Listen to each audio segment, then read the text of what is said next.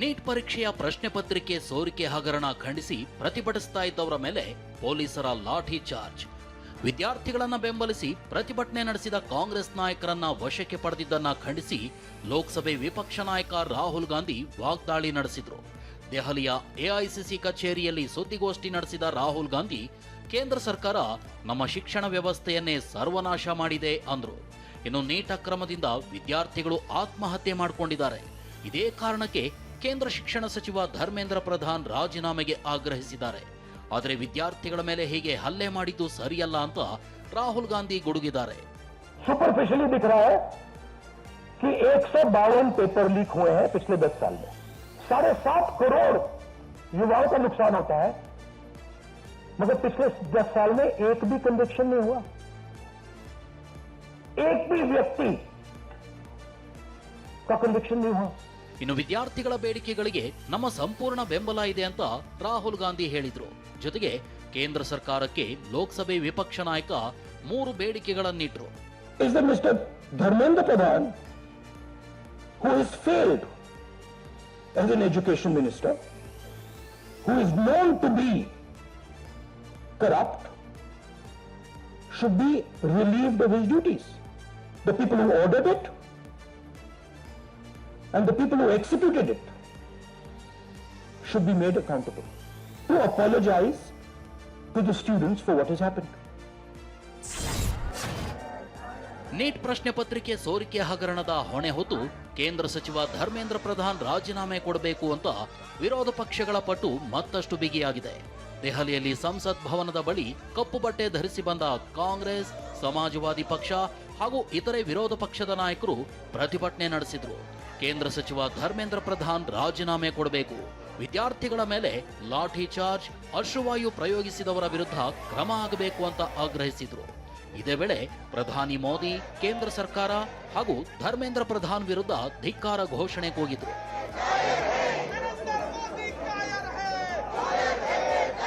ಮತ್ತೊಂದೆಡೆ ಸಂಸತ್ ಕಲಾಪದಲ್ಲಿ ಮಾತನಾಡಿದ ಕೇಂದ್ರ ಸಚಿವ ಕಿರಣ್ ರಿಜಿಜು, ನೀಟ್ ಪರೀಕ್ಷೆ ಅಕ್ರಮದ ಬಗ್ಗೆ ಚರ್ಚೆಗೆ ಸರ್ಕಾರ ಸಿದ್ಧ ಇದೆ ಅಂದ್ರು. ಆದರೆ ನಿಯಮಾನುಸಾರ ಚರ್ಚೆ ಮಾಡಬೇಕು ಅಂತ ಮನವಿ ಮಾಡಿದ್ರು. ಕೆಪಿಸಿಸಿ ಕಚೇರಿಗೆ ಮುತ್ತಿಗೆ ಹಾಕಲು ಬಿಜೆಪಿ ಕಾರ್ಯಕರ್ತರು ಯತ್ನಿಸಿದ್ದಾರೆ. ಬೆಂಗಳೂರಿನ ಕಂಟೋನ್ಮೆಂಟ್ ಬಳಿ ಬಿಜೆಪಿ ನಾಯಕರು ಪ್ರತಿಭಟನೆ ನಡೆಸಿದ್ರು.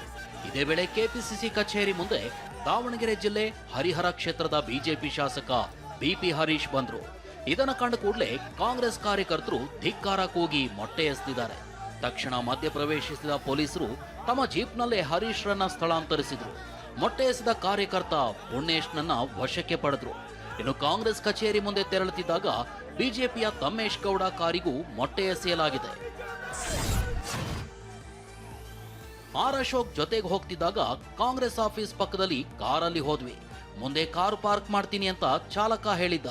ನಾವು ಯಾವ ಕಡೆ ಹೋಗಬೇಕು ಅಂತ ತಿಳಿಯದ ಸಮಯದಲ್ಲೇ ನಮ್ಮೇಲೆ ಕಾಂಗ್ರೆಸ್ ಕಾರ್ಯಕರ್ತರು ಹಲ್ಲೆಗೆ ಮುಂದಾದ್ರು ಅಂತ ಶಾಸಕ ಬಿಪಿ ಹರೀಶ್ ಆರೋಪಿಸಿದ್ದಾರೆ.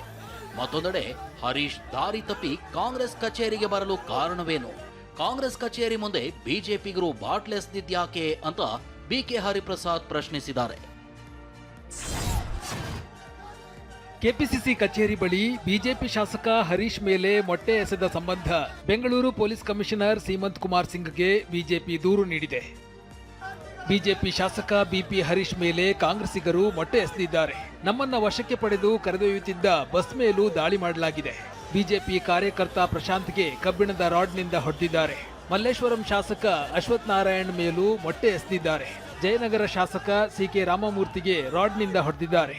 ನಮ್ಮ ಮೇಲೆ ಹಲ್ಲೆ ಮಾಡಿದವರನ್ನ ತಕ್ಷಣ ಬಂಧಿಸಬೇಕು ಅಂತ ಬಿಜೆಪಿ ನಾಯಕರು ನೀಡಿರುವ ದೂರಿನಲ್ಲಿ ಉಲ್ಲೇಖಿಸಲಾಗಿದೆ.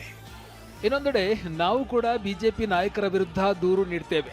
ರಾಜ್ಯದಲ್ಲಿ ಮೊಟ್ಟೆ ಸಂಸ್ಕೃತಿ ಶುರುವಾಗಿದ್ದೇ ಬಿಜೆಪಿಯವರಿಂದ. ನಮ್ಮ ಕಾರ್ಯಕರ್ತರು ಸ್ವಯಂ ರಕ್ಷಣೆಗಾಗಿ ಮೊಟ್ಟೆ ಎಸೆದಿದ್ದಾರೆ ಅಂತ ಬೆಂಗಳೂರಿನಲ್ಲಿ ಕೆಪಿಸಿಸಿ ಅಧ್ಯಕ್ಷ ಬಿಕೆ ಹರಿಪ್ರಸಾದ್ ಕೌಂಟರ್ ಕೊಟ್ಟಿದ್ದಾರೆ. ದಾರಿ ತಪ್ಪಿದ ಮಗ ಹರೀಶು ದಾರಿ ತಪ್ಪಿ ಕಾಂಗ್ರೆಸ್ ಆಫೀಸ್ಗೆ ಬರಬೇಕಾದ್ರೆ ಕಾರಣ ಏನು? ಸೊ ಇವೆಲ್ಲ ಕಾಂಗ್ರೆಸ್ ಪಕ್ಷದ ಮೇಲೆ ಅಕ್ರಮ ಆದರೆ, ದಾಳಿ ಆದರೆ ಅವು ನಾವೆಲ್ಲ ಸಹಿಸ್ಕೊಂಡಿರ್ಬೇಕು ಅಂತ. ಕಾಂಗ್ರೆಸ್ ಕಾರ್ಯಕರ್ತರು ನಾವು ಸಹಿಸ್ಕೊಂಡಿರ್ತೀವಿ. ಕಾಂಗ್ರೆಸ್ ಕಾರ್ಯಕರ್ತರು ಇದನ್ನ ಬಹಳ ಪವಿತ್ರವಾದ ಮಂದಿರ ಅಂತ ತಿಳ್ಕೊಂಡಿದ್ದಾರೆ. ಅವ್ರು ಯಾರು ಸಹ ಸಹಿಸ್ಕೊಳ್ಳೋದಿಲ್ಲ. ನಮ್ಮ ಕಾರ್ಯಕರ್ತರದ್ದು ಏನಂದ್ರೆ ನ್ಯೂಟನ್ಸ್ ಲಾ. ಅವ್ರು ಎಲ್ಲಿ ಮೊಟ್ಟೆ ಎಸೆದ್ರು ಆ ಮೊಟ್ಟೆ ತಗೊಂಡು ಅವ್ರಿಗೆ ವಾಪಸ್ ಹಾಕಿದ್ರು, ನೀವು ತಿನ್ರಿ ನಾವು ತಿನ್ನಲ್ಲ ಅಂತ. ಇನ್ನು ಪ್ರತಿಭಟನೆ ಮಾಡಿದ್ದ ನಮ್ಮನ್ನ ಅರೆಸ್ಟ್ ಮಾಡಿದ ಮೇಲೆ ಇದ್ದಕ್ಕಿದ್ದಂತೆ ಬಸ್ ಕೆಪಿಸಿಸಿ ಕಚೇರಿ ಮುಂದೆ ನಿಂತು ಹೋಗಿತ್ತು. ಇದ್ದಕ್ಕಿದ್ದಂತೆ ಮೊಟ್ಟೆ, ಲಾಂಗ್, ದೊಣ್ಣೆ ಹೇಗೆ ಬಂತು ಅಂತ ವಿಪಕ್ಷ ನಾಯಕ ಆರ್ ಅಶೋಕ್ ವಾಗ್ದಾಳಿ ನಡೆಸಿದ್ದಾರೆ. ಇದಕ್ಕೆ ಟಾಂಗ್ ಕೊಟ್ಟ ಬಿಕೆ ಹರಿಪ್ರಸಾದ್ ಆರ್ ಅಶೋಕ್ಗೆ ಸುಳ್ಳು ಹೇಳುವುದರಲ್ಲಿ ನೊಬೆಲ್ ಪ್ರಶಸ್ತಿ ಸಿಗುತ್ತೆ ಅಂದ್ರು. ಏಕಾಏಕಿ ಕಾಂಗ್ರೆಸ್ ಆಫೀಸಿನಿಂದ ಲಾಂಗು, ದೊಣ್ಣೆಗಳು, ಮೊಟ್ಟೆ ಹೆಂಗ್ ಬರ್ತೈತೆ? ಏನ್ ಕಾಂಗ್ರೆಸ್ ಆಫೀಸಲ್ಲಿ ಆಮ್ಲೆಟ್ ಹಾಕೊಂಡು ಕೂತಿರ್ತಾರ ದಿನ? ಮೊಟ್ಟೆ ದಾಳಿಯನ್ನ ಲಾಂಗು, ಚಾಕು, ಬಾಂಬು, ಕೊಲೆ ಸಂಚು, ಪಾಕಿಸ್ತಾನ ಏಜೆಂಟು ಅಶೋಕ್ನವರ ಹೇಳಿಕೆ ನೋಡಿದಾಗ ಅವರ ಕಲ್ಪನಾ ಶಕ್ತಿಗೆ ಏನಾದರೂ ಈ ಸುಳ್ಳು ಹೇಳೋದಕ್ಕೆ ಏನಾದರೂ ನೋಬೆಲ್ ಪ್ರಶಸ್ತಿ ಇದ್ರೆ ಅಶೋಕನಿಗೆ ನೇರವಾಗಿ ಸಿಗಬೇಕಾಗುತ್ತೆ. ಬುಧವಾರ 3ನೇ ದಿನದ ಲೋಕಸಭೆ ಅಧಿವೇಶನ ಶುರುವಾಗ್ತಾ ಇದ್ದಂತೆ ಮತ್ತೆ ವಿಪಕ್ಷಗಳು ನೀಟ್ ಅಕ್ರಮದ ಬಗ್ಗೆ ಚರ್ಚೆಗೆ ಅವಕಾಶ ಕೋರಿ ಪ್ರತಿಭಟನೆ ಆರಂಭಿಸಿದ್ವು. ಇದಕ್ಕೂ ಮೊದಲು ಧರ್ಮೇಂದ್ರ ಪ್ರಧಾನ್ ರಾಜೀನಾಮೆ ನೀಡಬೇಕೆಂದು ಪಟ್ಟು ಹಿಡಿದು ವಿರೋಧ ಪಕ್ಷಗಳು ಆಗ್ರಹಿಸಿದ್ವು. ಎಸ್ಪಿ ಮುಖ್ಯಸ್ಥ ಅಖಿಲೇಶ್ ಯಾದವ್ ಆಕ್ರೋಶ ಹೊರಹಾಕಿದ್ದು, ವಿದ್ಯಾರ್ಥಿಗಳ ಮೇಲೆ ಪೊಲೀಸರು ದೌರ್ಜನ್ಯವೆಸಗಿದ್ದಾರೆ. ಆದರೂ ಪ್ರಧಾನಿ ಮೋದಿ ಯಾಕೆ ಮೌನ ವಹಿಸಿದ್ದಾರೆ ಅಂತ ಪ್ರಶ್ನಿಸಿದ್ರು. ವಿಪಕ್ಷಗಳ ಪ್ರಶ್ನೆ ಕೋಲಾಹಲ ಜೋರಾಗ್ತಾ ಇದ್ದಂತೆ ಕಲಾಪ ಮುಂದೂಡಲಾಯಿತು. बेटियों के कपड़े फाड़ेंगे आप? हम और राहुल जी थे। अध्यक्ष महोदय हम मजबूरी में गए हैं प्रधानमंत्री के आवास पर. ರಾಜ್ಯಸಭೆಯಲ್ಲೂ ನಿಯಮದಂತೆ ಪ್ರಶ್ನೆ ಪತ್ರಿಕೆ ಸೋರಿಕೆ ವಿಷಯದ ಬಗ್ಗೆ ಚರ್ಚೆಗೆ ಸಿದ್ಧ ಅಂತ ಸಂಸದೀಯ ವ್ಯವಹಾರಗಳ ಸಚಿವ ರಿಜಿಜು ಹೇಳಿದ್ರು. ಆದರೆ ಮೊದಲು ಧರ್ಮೇಂದ್ರ ಪ್ರಧಾನ್ ರಾಜೀನಾಮೆ ನೀಡಲಿ, ಧರ್ಮೇಂದ್ರ ಪ್ರಧಾನ್ ರಾಜೀನಾಮೆ ನೀಡೋವರೆಗೆ ಬೇರೆ ಚರ್ಚೆ ನಡೆಸಲ್ಲ ಅಂತ ಮಲ್ಲಿಕಾರ್ಜುನ ಖರ್ಗೆ ಪಟ್ಟು ಹಿಡಿದ್ರು. अगर फेयर डिस्कशन होना है तो शिक्षा मंत्री पहले राजीनामा देना चाहिए. जब वो राजीनामा नहीं देंगे, निष्पक्षपात चर्चा यहाँ नहीं होगी. इसीलिए अगर निष्पक्षपात चर्चा होना तो मैं रिक्वेस्ट करता हूँ गवर्नमेंट को वो रिजिग्नेशन दिलाए. ಜುಲೈ 20ರಂದು ನಡೆದ ಪ್ರತಿಭಟನೆಯನ್ನ ಸಿಜೆಪಿ ಸ್ವಾತಂತ್ರ್ಯ ನಂತರ ಭಾರತದಲ್ಲಿ ನಡೆದ ಅತಿ ದೊಡ್ಡ ಚಳುವಳಿ ಎಂದಿದೆ. ಇನ್ನು ಜುಲೈ 20ರಂದು ನಡೆದಿದ್ದು ಕೇವಲ ಟ್ರೈಲರ್ ಅಷ್ಟೇ. ಸರ್ಕಾರ ಒಪ್ಪದಿದ್ರೆ ಲಕ್ಷಾಂತರ ಜನರು ದೆಹಲಿಗೆ ಬರ್ತಾರೆ ಅಂತ ಸಿಜೆಪಿ ಎಚ್ಚರಿಕೆ ನೀಡಿದೆ. We have said this very clearly. What happened on 20th was a trailer.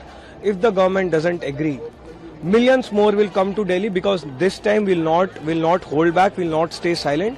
We have seen too much, we have witnessed too much, we have experienced too much. 20th July ko the way the police behaved, we have seen it all now.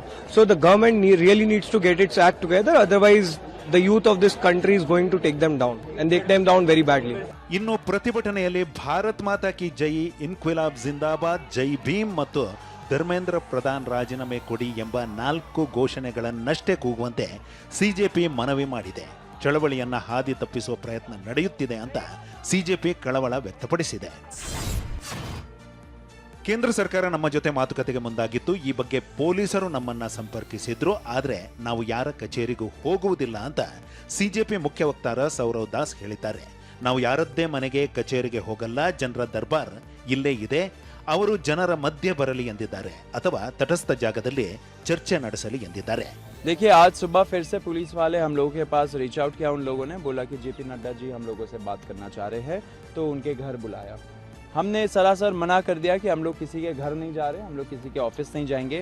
जनता का दरबार यहाँ लगा हुआ है, जनता के बीच आना चाहिए ministers को. अगर उनको बात करनी है तो बातचीत जंतर मंतर पे होगी. ದೆಹಲಿಯಲ್ಲಿ ಸಿಜೆಪಿ ಕಾರ್ಯಕರ್ತರ ಧರಣಿ ಮುಂದುವರಿದ ಹಿನ್ನೆಲೆ ದೆಹಲಿಯ 16 ಮೆಟ್ರೋ ರೈಲ್ವೆ ನಿಲ್ದಾಣಗಳಲ್ಲಿ ಸಂಚಾರ ಬಂದ್ ಮಾಡಲಾಗಿದೆ. ಜಂತರ್ ಮಂತರ್ ಪ್ರದೇಶವನ್ನ ಸಂಪರ್ಕಿಸುವ ಜಂತರ್ ಮಂತರ್ ಮೂಲಕ ಹಾದು ಹೋಗುವ 16 ಕಡೆ ಮೆಟ್ರೋ ರೈಲ್ಗಳ ಸಂಚಾರವನ್ನ ಬಂದ್ ಮಾಡಲಾಗಿದೆ. Lok Kalyan Marg, Rajiv Chowk, Patel Chowk, Ramakrishna Ashram Marg, Barakhamba road, supreme court, ITO, Delhi gate, Indraprastha, Khan market, Jorbagh ಹಾಗೂ ಶಿವಾಜಿ ಸ್ಟೇಡಿಯಂ ಮೆಟ್ರೋ ಸ್ಟೇಷನ್ಗಳಲ್ಲಿ ರೈಲು ಸಂಚಾರ ಬಂದ್ ಮಾಡಲಾಗಿದೆ. ಮೆಟ್ರೋ ರೈಲುಗಳ ಸಂಚಾರ ಬಂದ್ ಆಗಿದ್ದರಿಂದ ವಿದ್ಯಾರ್ಥಿಗಳು ಸೇರಿದಂತೆ ಕಚೇರಿಗೆ ತೆರಳುವವರು ಪರದಾಡುವಂತಾಗಿದೆ. ದೆಹಲಿಯ ಜಂತರ್ ಮಂತರ್ಗೆ ಭೇಟಿ ನೀಡಿದ್ದ ಮಹಾರಾಷ್ಟ್ರ ಮಾಜಿ ಸಿಎಂ ಉದ್ಧವ್ ಠಾಕ್ರೆ ಸಿಜೆಪಿ ಆಂದೋಲನಕ್ಕೆ ಬೆಂಬಲವನ್ನ ಸೂಚಿಸಿದ್ದಾರೆ. ಇನ್ನು ಮರಾಠ ಮೀಸಲಾತಿ ಹೋರಾಟಗಾರ ಮನಿಜ್ ಜಾರಂಗೆ ಪಾಟೀಲ್ ಸಹ ಜಂತರ್ ಮಂತರ್ಗೆ ಭೇಟಿ ನೀಡಿ ತಮ್ಮ ಬೆಂಬಲವನ್ನ ಸೂಚಿಸಿದ್ದಾರೆ.